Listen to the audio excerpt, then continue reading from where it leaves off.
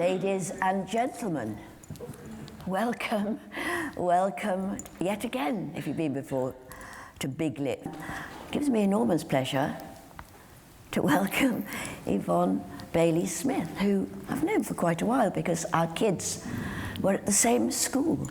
They were indeed. So school gates. Time, don't we look good? don't we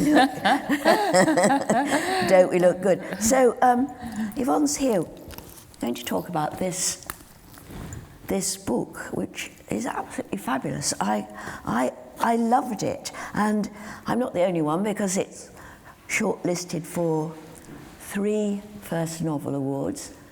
Enviable. Well done.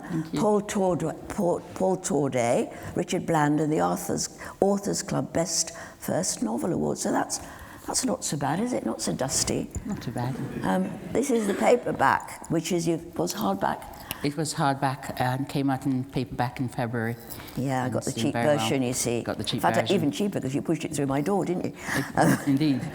Well, Yvonne was born in Jamaica, arrived in London as a teenager, where she joined her parents and her younger siblings. Studied social work, worked as a social worker, completing an MSc in family and systemic psychotherapy in 1997. We'll talk about that later. I'm obviously familiar with the subject. Indeed.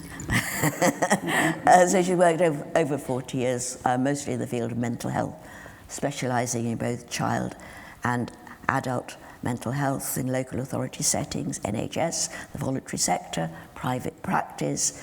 And in 2017, she resigned from all that stuff in order to see if she could evolve the manuscript she'd been working on for several years. And in fact, there is another connection because the Bronsbury Group, which is a writers' group in Brent, which I co-set up something like 21 years ago, Yvonne came with the first chapters of this very book. And who would have thought it?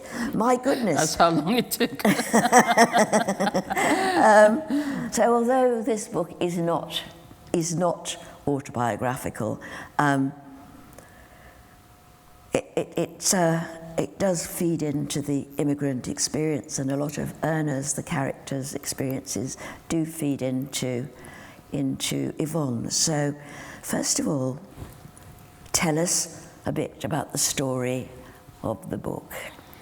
Thank you, and good morning, everyone. Thank you for coming. The story of the book. The book really emerged in my head quite a long time ago, as Chris has just said, in my 20s, I think. And in my 20s, I was working with young people in community and youth work, where I'd already done a degree, and began to hear their stories.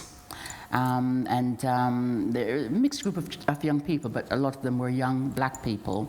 And even I was much older than them myself, but even then I recognized that there was a kind of edge to a lot of the young people. And I love to talk, but I also am pretty good at listening. So I began to really hear stories, and I was hearing a lot of stories of migrant experiences, particularly from Caribbean young people. And I think, so in my 20s, I began to think about, well, who hear the voices of these young people? And I was particularly interested in young people like myself, who, was not our decision to migrate. We migrated because our parents had already migrated, and then when they had sufficient money, they began bringing their children. So like my character Erna, I was an extremely reluctant migrant. I really did not want to leave my island. I really did not. And I was very cross at having to leave. So, and then when I trained in social work, I began to hear even more stories. And then I trained in psychotherapy, and so the stories went on. And I realized that not just young people, but adults, it was generational. People were telling these stories of trauma, really.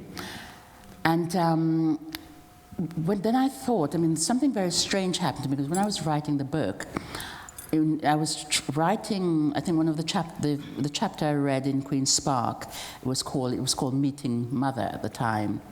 And when I was writing that chapter, I wanted to try and remember what the experience was like leaving the country. I was born in a little village in the middle of nowhere, and going to town and getting on an airplane and getting to London. When I got to London, what that was like, I could remember absolutely nothing.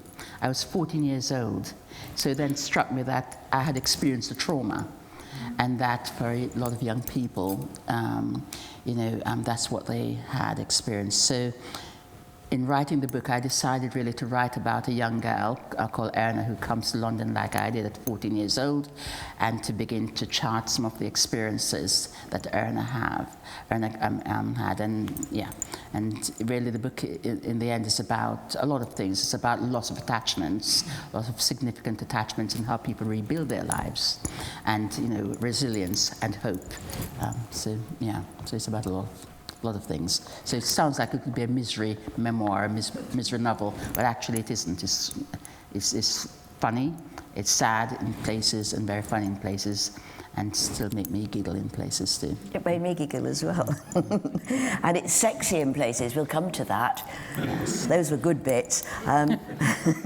So it's no secret, is it, that you're a mum of 3 extraordinary kids. Zadie, who was in the same class as my older son, Sam, author of White Teeth and many other brilliant novels. And there is Ben, stand-up comedian, rapper, and there is Luke. Ben's an actor as well. Yes. You would have seen him if you watched Persuasion this week on YouTube. Is he not? You'd have seen Ben in Persuasion being Mr. Musgrove. Well, it's a bit of the wrong way around, though, isn't it? I mean, usually the kids follow in the footsteps of the parents, and here are you, of a certain age, following in the footsteps of your children. So what did they think when Mum comes up with a shortlisted super duper novel? Well, I suppose before all of that, I think it's what did they think when they realised Mum had written a novel? I think they were terrified. I was terrified. They were terrified. I think nobody really wanted to see it or hear anything about it. So I pretty much kept it to myself. But at the point when it was going to be published, because I wrote the book, I sent it to an agent, and the agent sent it back, return of post, saying she hadn't the time because she had just recently taken on a lot of authors. So good friend suggested I send it to publishers, so that I did, and they came back immediately saying, we love this book, can we publish it? So then I thought, okay, it's time I try to show it to my daughter. Oh. And I was really scared. She's a massive critic, and she's an academic, and she's very clever and a great writer. And so I went off and had 3 copies printed off for each of the children, and took a copy down to her, and she got, within a couple of days, she sent me a small message saying, Mum, it's a really good book. I thought, really? So then I was passing her house, knocked on her daughter. They'd just come back from America, answered the door, and Catherine said to me, Nanny, Mama said you've written a really good book. I can't do an American accent. So then I got excited because I think it was very important for her to, I didn't want to shame my children, for starters. I didn't want to shame myself particularly, and I didn't want to shame my children. So that was very good. And then the next person who I wanted to read the book was an academic and a fierce critic and writer, and she's amazing, a woman called Carolyn Cooper. She's a professor emerita in Jamaica. So I thought, if a Jamaican also liked this book, and a person of her standing, then I think I have written a fairly decent book. And she was on the phone saying, this, I just love this, and the story grew, really. So the children are very proud. Well, so they should be. And the grandchildren. So they should be. Erna, your main character's early life in Jamaica was pretty idyllic, wasn't it? She was brought up by Grandma Melba and Grandpa Sipper, who were warm, loving, and with her extended family, the community of family and village life, sun, mangoes, all of that. I wonder if you could read us a little bit about, giving us some idea about Erna's happy early childhood. Of course. I think I'm just going to... Maybe page 9. Okay, so I'm just... this... what is this chapter 3 or chapter 2? So I think this, in chapter 2, as I remember it, I think it's beginning really, the book is beginning to just introduce the reader to Grandma Melba and Grandpa Sipper and give the reader some idea of that relationship. And I'll just say something about this before I read it. Grandparents, I think all over the world, and certainly grandparents in the Caribbean, are often the people who are left looking after the children. And in my case, I was also brought up by grandparents. And I think that one of the reasons I wrote the character, the grandmother in here is a very strong character. And the reason I wanted to write her in that way is that when the children are removed then by their parents, I mean, obviously it impacts the children tremendously, but you also realize that it impacts the grandparents who have often been looking after these children since they were born. And of course, in the end, you realize it impacts everybody because the mother particularly has had to leave her children. So the recursive, the effect is so wide on, but I wanted to give the grandmother a really strong voice because I think grandparents, when the children are away from them, when that sort of estrangement happened, I think what helped to embed the children in a sense of themselves is the memory that they carry. So their memories help them to be able to deal, I think, with a lot of what they find. So, yeah, so I'll just read a short bit here. So the characters, main characters are Erna and Patsy, and their 2 little boys as well, Clifton and Sonny. Our little brothers were given that slightly elevated status that little boys all over the world are given. Clifton was a handsome fellow who was, so we were told, the spitting image of our mother, apart from his knock-knees. He was very keen on his appearance, especially his hair, and he'd often beg Grandpa Sipper to cut it. Long before it was fashionable for boys to have different looks, Clifton would insist on having his hair styled with a little tufty bit on the top of his head and the sides cut very short. He was also the clown of the family, not because he was funny or told jokes, but because of the way he reacted to things. He had this habit of suddenly repeating something that he'd heard days before, and he'd do this loud belly laugh while rocking back and forth. One day, when he was sitting beside me on the veranda whilst I plaited my hair, he noticed the tiny hairs that had started to sprout under my arms. "Lord, Erna," he exclaimed, "a beard you grow under your arm, them?" Days later, when the 3 eldest of us were returning home carrying bundles of brushwood, there was a crash, and Patricia and I turned to see firewood scattered all over the ground, and in the middle of it, Clifton crying with laughter. "Lord, a beard Erna grew under her arm." Ho, ho, ho. When he calmed down a little, we helped him put the bundle back and lift it onto his head. After that, whenever we heard him chuckling behind us, Patricia shouted out, "If you drop it again, Clifton, we're going to left you, and Grandma Melba going to beat your back foot." Finally, there was little Sonny, who was not little Sonny. Sonny was not his real name, but my grandparents had renamed him because he was the last of our mother's children that Grandma Melba had delivered. Whenever Sonny was in reach, Grandma would pass her hands smoothly over his little head and declare, "You is all our children, but this one is our little Sonny." His head was always smooth. Grandpa Sipper would scrape it clean with his cutthroat razor and then polish it with some of Grandma's handmade coconut oil. Sonny never complained because he'd never seen himself with hair. To add to his comical appearance, he had chubby cheeks and a little round belly that popped out like he was a tiny man who'd been drinking too much beer. His navel didn't look right either. It sat on top of his belly like a second little belly. And when you pushed it flat, it would just bounce back as though it had tiny springs inside. Grandma Melba said it was air, but none of us understood what she meant. The first thing Grandma would do when she saw him in the morning was pull at his cheeks and rub his head, and Grandpa Sipper would greet him in the evening with even more head rubbing.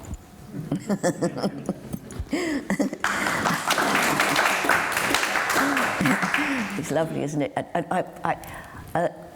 The first part of the book has a lot of Jamaican patois, which I found quite difficult at first, but when I got my head around it, it really sort of enriched the book.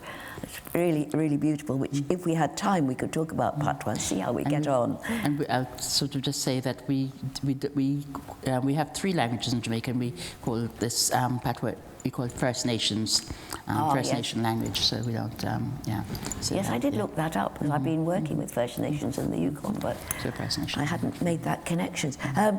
Anyway, as a teenager, Erna sort of reconnects with her father, who's, how can I put it? Well, he puts it about a bit. He's put it about a bit. She discovers that she has any number of siblings by any number of different women. And so while she's away, she gets to know her dad a bit. But her beloved Grandma Melba dies. She travels back to her funeral. And because there's nobody really to look after her at that point, she's dispatched to London, which is, of course, a very different atmosphere to the warm communality of Jamaica. And there's another lovely bit, rather chilly bit, which I think you're going to read about the arrival and experience of the friendless affair that is London. Can you just remind me which page that's on, Chris? Page 160. 160? Mm-hmm. She also, she's reconnecting with her mother, who she scarcely knows, isn't she? And her stepfather, who is known as the ugly Satan devil man, which, as the book progresses, he certainly does prove to be. Okay, so Erna has landed at Heathrow, and she comes on her own, by the way, because the siblings have already gone ahead. And in the Caribbean, for Caribbean children, that is often what happens, because the parents who, you'll probably perhaps know a little bit of the story of the Windrush, so-called Windrush generation. So they came, invited to Britain to help rebuild the country after the war. And in their heads, they were coming, some were professionals, others were, just ordinary people working the land or whatever. But they were coming to a country with pavements literally paved with gold. And they were going to work for 5 years and go back to their families, in the Caribbean. As you imagine, that some of them had left very young children.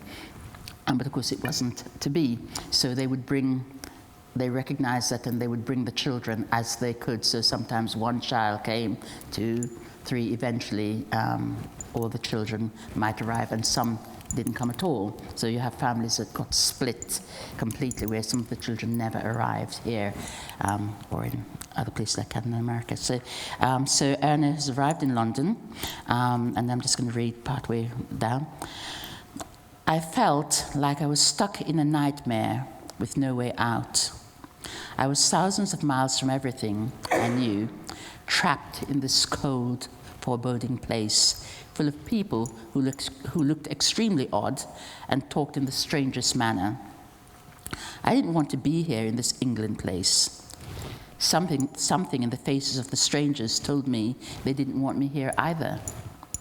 To complete my misery, my mother had sent the one person I disliked most in the entire world to collect me. I didn't look at him. as I climbed into the back seat of his clapped-out Ford Cortina, ignoring his suggestion that I sit in the front.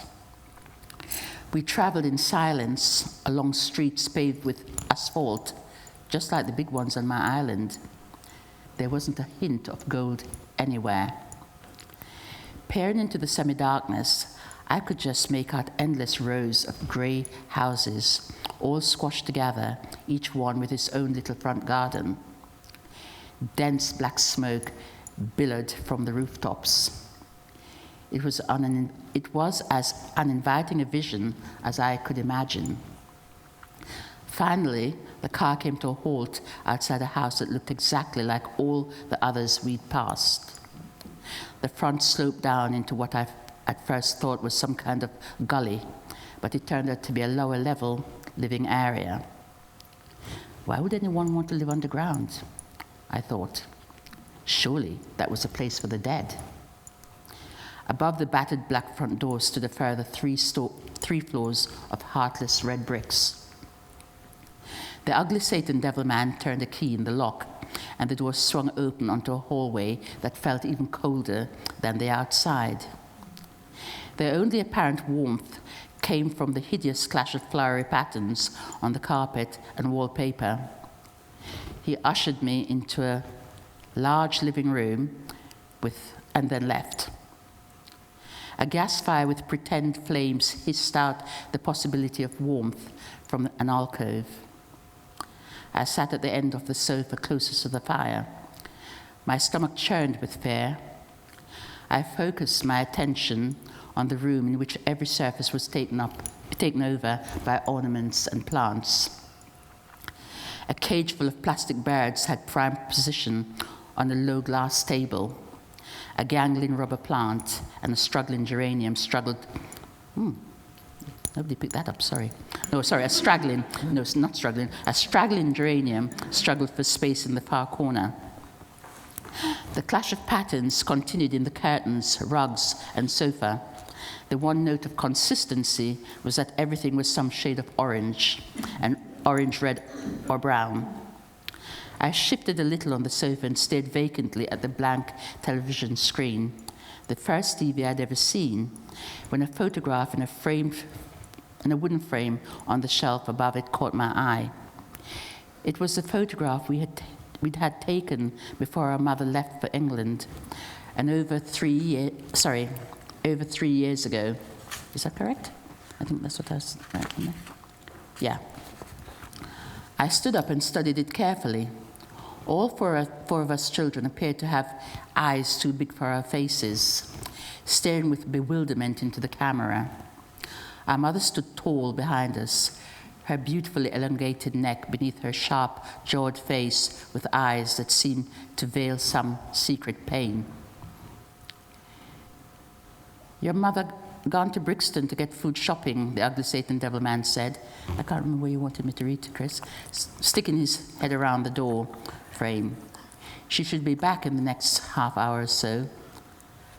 I suppose you can't wait to see her, he offered. I didn't respond.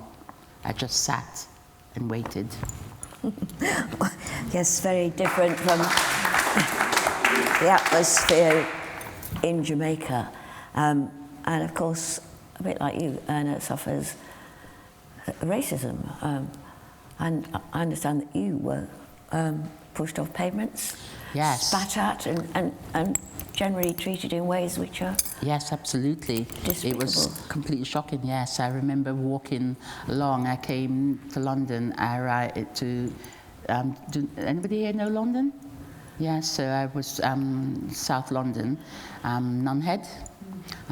And so the nearest shops were in New Cross, on the New Cross Road, and we lived up the top of the hill between those two lovely parks. I was walking down,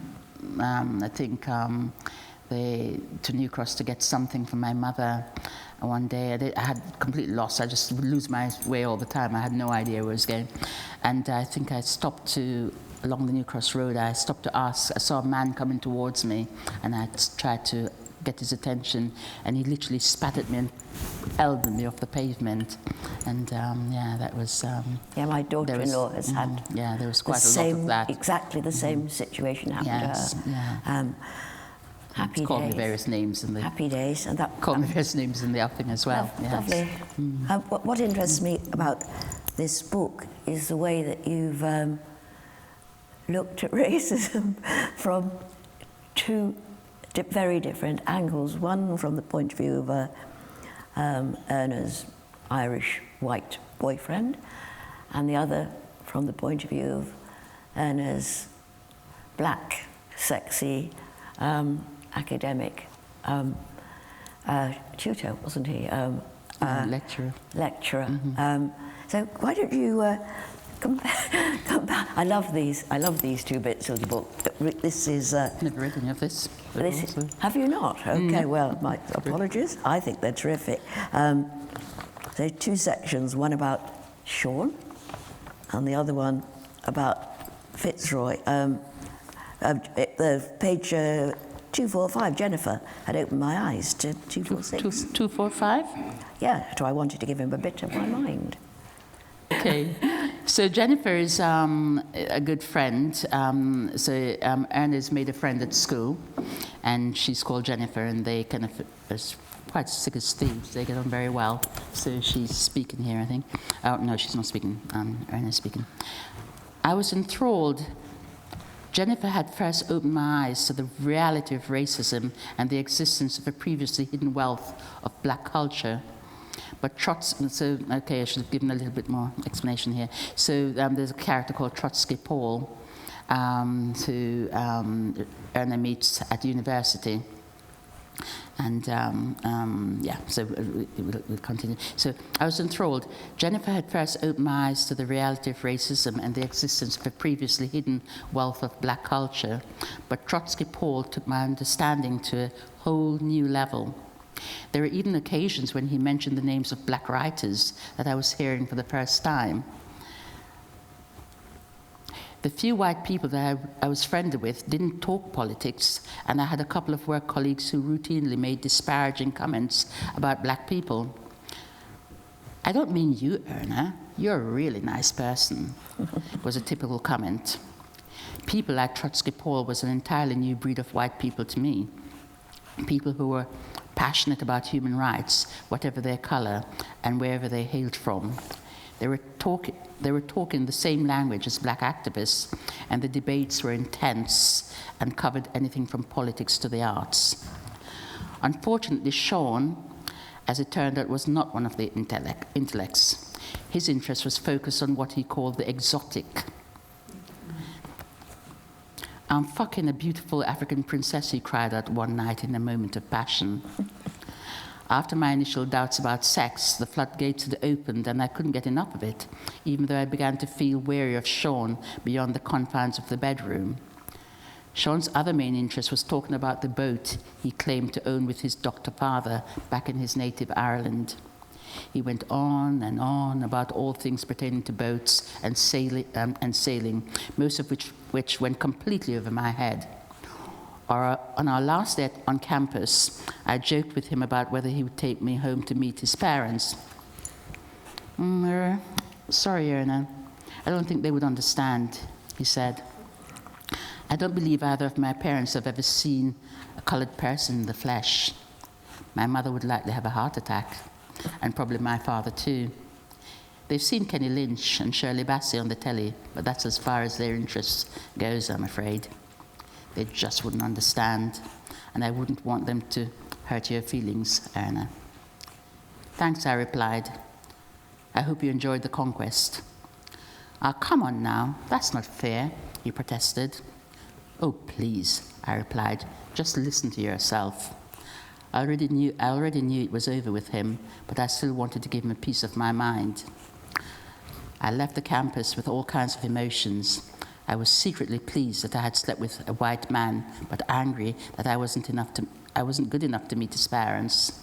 I worried that I had let the entire black race down by allowing a white man to take my virginity, but at the same time, I was pleased that I was no longer a virgin. And I was left with an interesting question.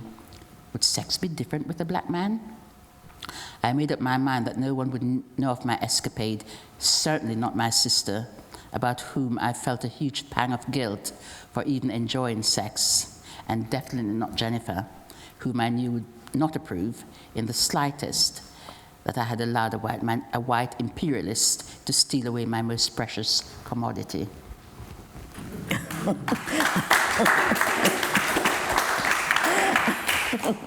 Well, let's go fast forward to Fitzroy. Okay. So Fitzroy is Erna's first black boyfriend, and she thinks it's going really well. But Fitzroy clearly has different ideas, and and I really thought a lot about how I wrote this character. I was desperately not wanting to write this kind of stereotypical character, but Fitzroy came out as Fitzroy came out. So, what would you like to do this morning, he said, taking a sip of his coffee. I was thinking maybe we could go to Brixton Market. Oh, so no students to teach then? I said archly. No students today, he laughed. Well, yes, then. I'd like that very much. He put his mug down and reached over and kissed me long and hard. When he'd finished, he looked into my eyes. I'm grateful to be your first, Erna, he said. It is a blessing. I sat upright in bed and stared at him. What makes you think that? I said. His brow furrowed. What? He asked, sitting upright and staring back at me. I mean, you're not my first. Who took you then? He said almost angrily. That's none of your business, I replied, feeling angry and confused at the same time. You led me on, Erna, he exclaimed. I beg your pardon, I replied. I did nothing of the sort. He looked at me, almost with sadness, and shook his head. Jamaican girls, he said, sucking his teeth. I should have known. God, you sound just like Sean, I said. Sean? Who's Sean? He said. The man who took you first? Yes, I replied, a self-centered, bloody Irishman. Fitzroy's eyes were wide in shock. A white man, he said, climbing out of his bed and facing me. You mean to say I'm following a white man? Yes, a white man, I replied. For God's sake, Fitzroy. Does it really matter? I think you'd better leave, Erna, he said. I couldn't quite believe what I was hearing, but when I looked at him standing there, his body stiff and his eyes hard in his face, I realized he was deadly serious. I jumped out of the bed, pulled on my clothes, and while he stood and watched me, part of me wanted to sob, but another part of me, the proud granddaughter of Miss Melba, refused to give him the satisfaction. I looked at him more time, searching his eyes for a hint of compassion, but there was nothing. It was as if he had turned to stone. I opened the door and ran downstairs, picked up my purse from the coffee table and fled. Oh. Horrible Sean. Horrible man. Horrible Fitzroy. I love that. It's an interesting way of approaching a difficult and interesting subject. Erna discovers, does she not, the unpalatable truth about the evil Satan man. Few bombshell revelations that the ugly Satan devil man has been systematically abusing Sister Patricia, and also that she herself is the victim of rape, that her father, who she met in Jamaica, had raped her mother, and she was a result of that. We could move on to the death of your grandfather. Okay, so as Chris said, Erna learns that her grandfather is ill, so she's never been back to Jamaica, but she decides, because she's missed her grandmother's death, so she wants to hopefully at least be there to see her grandfather. This book is beginning to sound quite miserable, but really it isn't. These are it's anyway. So she's returned to Jamaica. So she's with her grandfather. Grandpa, it's me, Erna. I'm back again. So she's already been, but she's visited. She's gone to Jamaica. She's visited her grandfather. Then she visits her father. Then she goes back to her grandfather. I whispered, but it looks like you're planning to leave.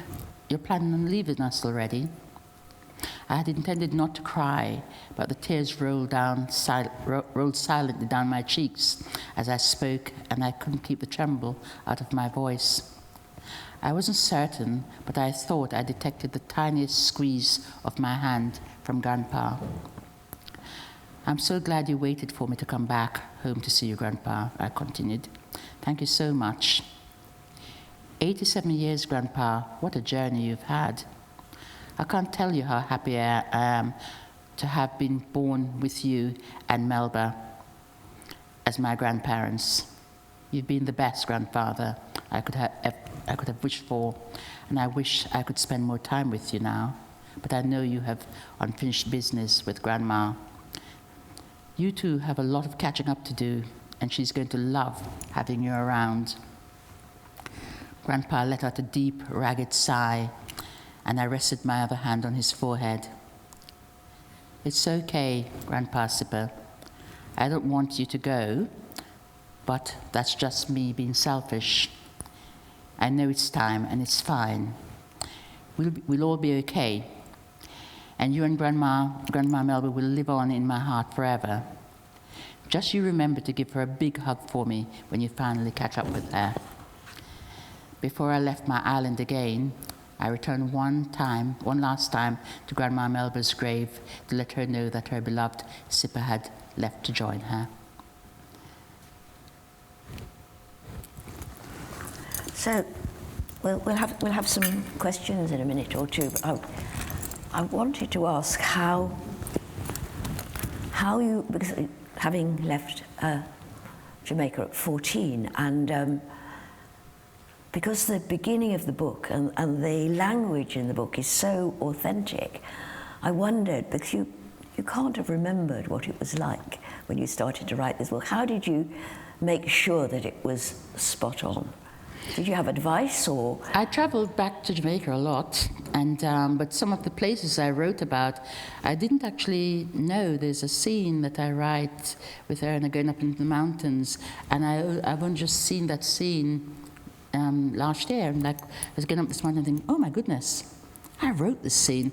But I traveled because when I started writing the book, I hadn't actually set it in Jamaica at all. I was just thinking that this could be set anywhere, so I didn't name the island. It's only because I began writing it in nation language, and when I was speaking to my editor, she said, well, clearly the book is set in Jamaica, you're speaking, Patois nation's language. So, but some of the scenery I wrote by when I've gone back and just remembering, just seeing certain scenes, and the Jamaica, I don't know if any of you here has been to Jamaica.